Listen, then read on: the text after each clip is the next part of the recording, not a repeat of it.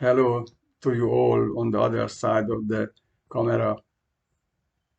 I don't say good morning, good afternoon, or good evening because I could not know what is the happy moment when you start to watch this video.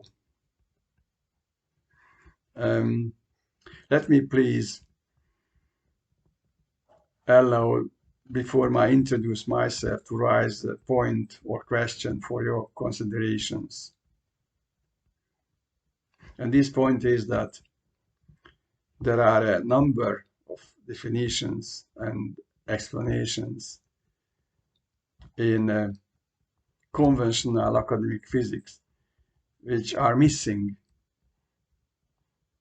or are not specified. I just bringing a couple of very important examples. For example, the definition of space, especially the empty space or the vacuum. The space was right with the great physicist Tesla, who said it's difficult to understand the curvature of the space if we don't know the definition of space. But the empty space and the vacuum could not be the nothing. And the missing definition of these two has impact on the definition of the speed of light as well, because the speed of light is given in vacuum or in empty space. And the double character of the photons gives enough problems for us to understand. The world cannot be built up on axioms.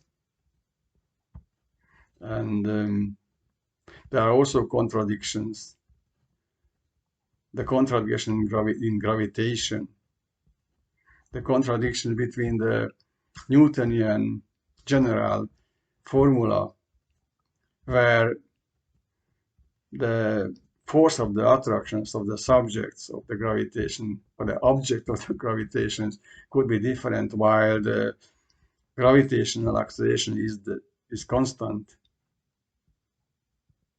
So the contradictions and the axioms are in fact obstacles in the progress of the physics. And if we step over these missing definitions, and in that case we might hope that the definition of answers will be given in the future. But if the direction of the progress is not the right one, in that case, these answers will be never given. My name is Zoltán Gyurkis, an engineer, independent researcher. Independent because do not belong and is not part of any society or academic institutions in the academic physics. But I do for these issues for 20 years, and I'm coming to the point that we have to analyze our world in physics as being processes rather than consider it as particles based on particles.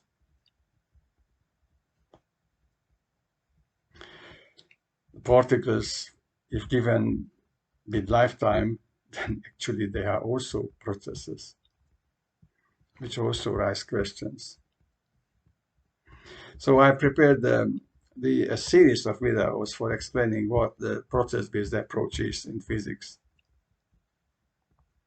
And this is, and I have given the title to this series as the universe and continuity,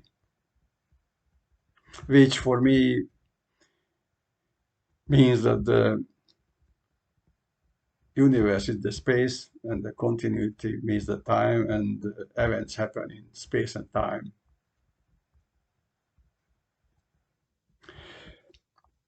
The first step for starting with the process-based approach is the matter, the definition of the matter. And for this, we take the well-known universal formula of the conservation of energy. And this energy can be written in its inverse form as well. But both mean the same understanding. The first means the energy is the appearance of the mass, and the second means the mass is the appearance of the energy. So, as the conventional science also says, the energy and the mass are two equal parts of a transformation. The energy transforms mass, and the mass transfers energy. But we don't need to this any acceleration of speed, high speed, external energy or external drive. These transformations go on their own.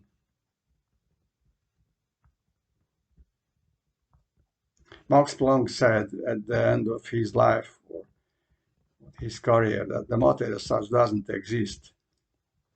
The matter is a virtual force which keeps the atoms in vibration, in motion. And this is true indeed, because if we have two opposite direction processes, which the number, with infinitive number, running in parallel, this is not other than a kind of vibration or motion or frequency. I would say the matter is about processes, a matrix of processes, a matrix of information, as today technologies shows the progress in the information technology. Opposite directions with different intensities, as the periodic table represented, with different intensities and different forms. But when we speak about the process, we cannot describe it with static equations. But before going to explain the dynamic version of the description, we have to divide the second equation of the appearance of the energy as a mass in different form, dividing both sides of the equation by the volume of the actual change. In that case, we are coming to an equation with the density and the concentration of energy. So it means the appearance of density is the appearance of the concentration of energy. The higher the concentration of energy, the higher the density. The increased value of density means a solid mass, solid subject, solid object, not subject. And with the decrease of the density, it will be liquid with less unit value of concentration, and then gaseous, which is even less concentration or unit concentration. At the end of the process, the energy is not nothing, because there would be no chance to start the process in the opposite direction. But about the energy we will speak in the next videos. So the dynamic formula is we need that for that just the Lorentz factor and the relativistic approach, and we are coming to the formula of the expansion. The decreasing density means the generation of energy, the decrease of the concentration of energy. In the opposite way, the increase of the concentration means the appearance of the mass with higher density. So in one direction is expansion, the other direction is collapse. The expansion needs an internal force. The collapse needs an external force, which is not outside, not within the element, the structure, but in not the direct internal energy. So these two gives the process with drives, and the drives, the supposed drive of this process is the third component, the embody, the speed of light, which embodies the drive of the process.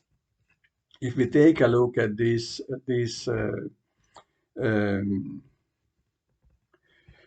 formulation, I don't want to go into details, but at the end of the day, the square of the speed gives the unit value of the mass, and the unit value on the radius of the expansion is the drive of the process.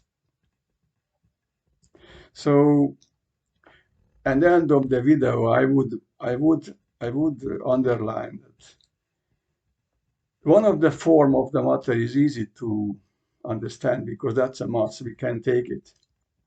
The other side of the matter, the energy is more difficult. But we will not take this as a subject of the discussion. But you are welcome to the next time where we will speaking about energy. See you later.